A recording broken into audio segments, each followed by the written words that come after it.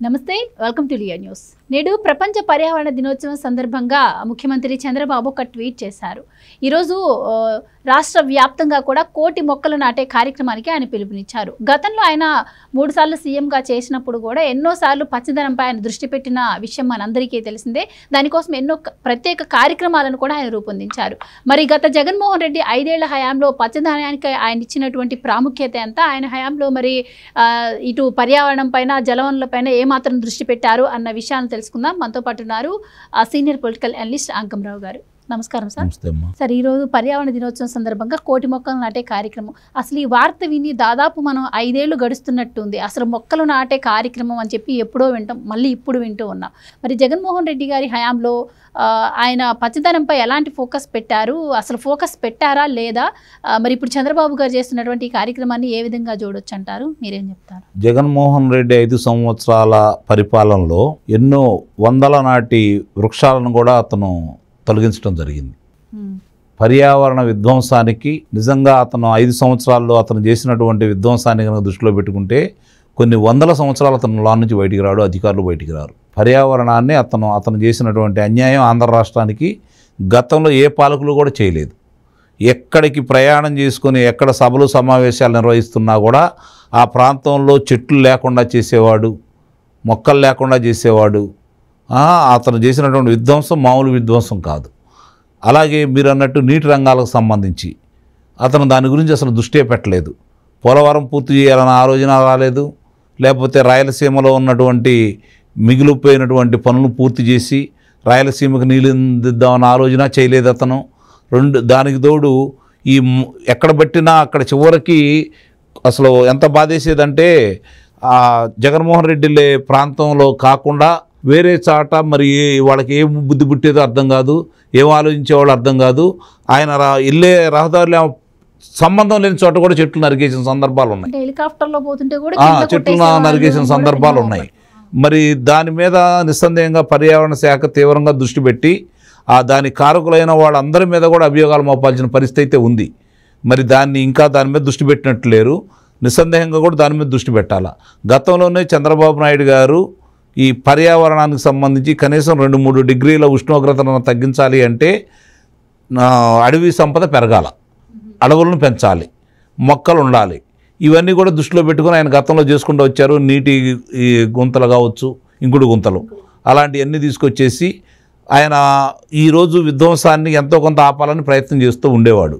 మరి 5 సంవత్సరాల్లో ఏం జరిగిందో మనం చాలా స్పష్టంగా కళ్ళ ముందు కనపడతానే ఉంది. ఇప్పుడు 1,00,00,000 మొక్కలు నాటే అవకాశం, అలాగే వచ్చే సంవత్సరం ఇట్లా నాటుకుంటూ వెళ్ళిపోతే ఇవాళ ఉన్న దాని మీద ఇంకొక 10-15% అటవీ అంటే మొక్కలను పెంచాల్సిన బాధ్యత అయితే నిస్సందేహంగా ఉంది. ఈ 5 సంవత్సరాలు చేసుకుంటూ ఉంటే దాంతోపాటు ఈ జనవనరులకు సంబంధించినటువంటి ఈ కార్యక్రమాలన్నీ చేపట్టుకుంటూ ముందుకెళ్ళేసి ఎక్కడైతే ఇబ్బందులు ఉన్నాయో, ఎక్కడైతే ఆటంకాలు ఉన్నాయో వాటిని తొలగించుకుంటూ వీటిని త్వరితగతిన పూర్తి కనుక చేసుకుంటూ ముందుకు కనుక వెళ్ళిపోతే ముందుగా రాష్ట్రంలో వ్యవసాయం, ఇప్పుడు ఆయన వ్యవసాయానికి సంబంధించినటువంటి నీరందని ప్రాంతాలందరూ కూడా గుర్తించమని కూడా చెబుతూ ఉన్నారు. అలాగే బనకచెర్లకు సంబంధించి ఈరోజు కొత్త అంశాన్ని తీసుకొని వచ్చారు కాబట్టి గోదావరి నీళ్లు దాన్ని కూడా పూర్తి చేసుకుంటూ ఉంటే ఇక ఆంధ్ర రాష్ట్రానికి ఎప్పుడు కూడా నీటి ఇబ్బందులనే ఉండవు.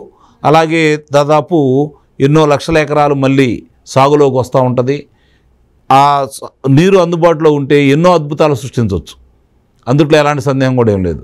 దాంతోపాటు ఈ చెట్లు పెంచే కార్యక్రమం కావచ్చు, లేదంటే ఇంకుడు గుంతల కార్యక్రమం కావచ్చు, ఇప్పుడు ఎక్కడన్నా చేయాలంటే ఇప్పుడు ముఖ్యంగా రాజధాని ప్రాంతంలో ఆయన తీసుకొచ్చినటువంటి సంస్కరణలు కావచ్చు, ఆయన చేపట్టాలనుకున్న అంశాలు కావచ్చు, ప్రపంచవ్యాప్తంగా కూడా హెరిటేజ్ నగరాల్లో ఒకటిగా పూర్తిగా తలికి ఆయన ప్రణాళిక చూసి గుర్తించడం కూడా జరిగింది.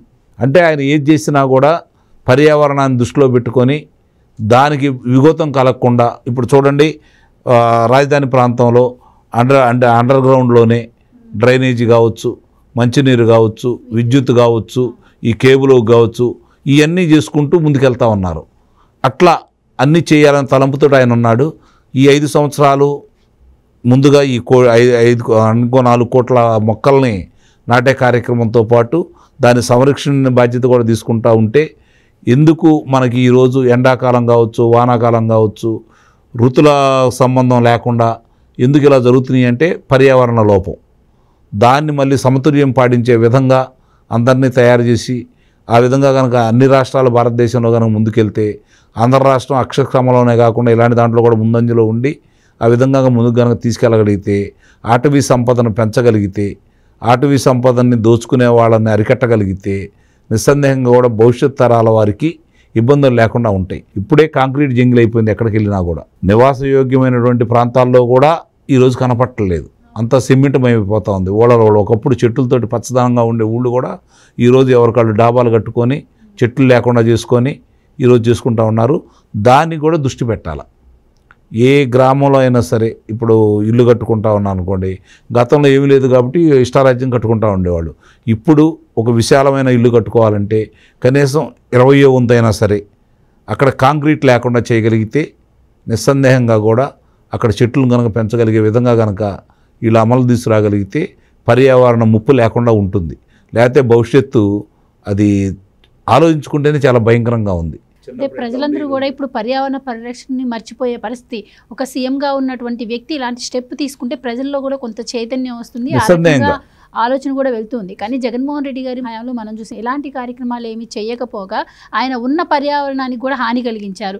అంటే కొన్ని సంవత్సరాలకు తోడాల్సినటువంటి ఇసుకను తోడేసి సుప్రీంకోర్టులో చీవాట్లు పెట్టించుకొని, సో ఎలా చూడొచ్చాడు ఇద్దరు ముఖ్యమంత్రుల మధ్య?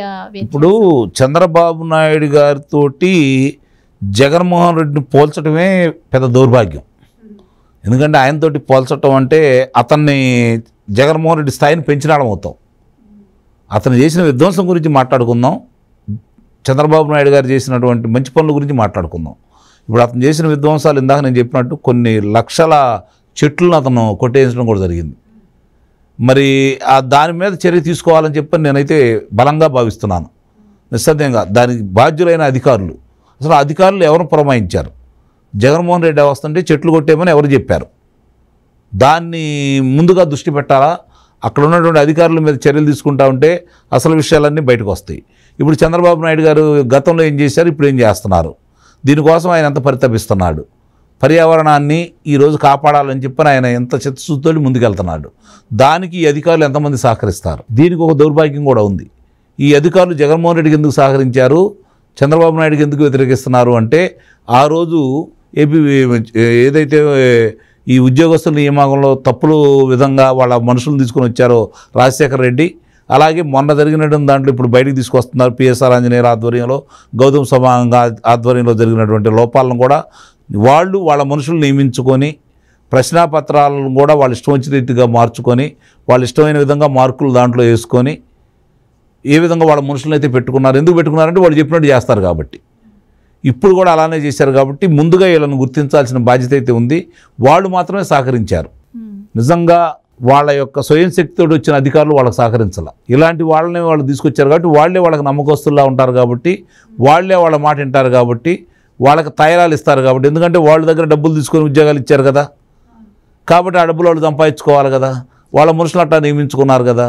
కాబట్టి ఇవన్నీ కూడా మనం ఈ కూటమి ప్రభుత్వం వెలికి తీసేసి ముఖ్యంగా ఈ పర్యావరణం గురించి మాట్లాడుకుంటున్నాం కాబట్టి పెనుముప్పుగా మారబోతుంది ప్రపంచానికి. చిన్నప్పుడు ఎప్పుడో వినేవాళ్ళం సార్, పచ్చదనం, పరిశుభ్రత, నీరు, చెట్టు ఇలాంటి కార్యక్రమాలు స్కూల్లో పిల్లలతోటి కూడా చేయించడం ద్వారా వాళ్ళకు ఒక ఐడియా అలా ఉండేది. కానీ ఈ దాదాపు ఈ 5-6 సంవత్సరాల నుంచి కూడా అసలు ఈ మాటలు కానీ ఈ పనులు కానీ ఈ కార్యక్రమాలు ఎక్కడ చేపడుతున్నట్టు లేదు. ఇప్పుడు నా చిన్నప్పుడు గ్రామాల్లో చూసేవాడిని, పెద్దవాళ్ళు చొక్కాలు కూడా వేసుకునేవాళ్ళు కాదు. వాళ్ళు సేద తీర్చుకోవడానికి ఎండాకాలం కూడా చెట్ల కిందకు వచ్చేవాళ్ళు. అట్లా ఉండే చెట్లు ఈరోజు కనుమరుగైపోయినాయి. దాని కిందే సేద తీరేవాళ్ళు. ఆ రోజు ఎంత ఎండ ఇంతకంటే ఉధృతంగా ఉండా కూడా వాళ్ళకి ఏమీ పెద్ద ఇబ్బంది అనిపించేది కాదు. కానీ ఈరోజు ఏంటంటే కాంక్రీట్ జంగిల్ అయిపోయింది. ప్రతి పల్లెటూరు కూడా కాంక్రీట్ జంగిల్ అయిపోతూ ఉంది. మరి దీన్ని అరికట్టాలి అంటే, మళ్ళీ పర్యావరణానికి ముప్పు రాకుండా ఉండాలి అంటే మాత్రం నిస్సందేహంగా ఈ మొక్కలు మెచ్చాల్సిన బాధ్యత అయితే ఉంది.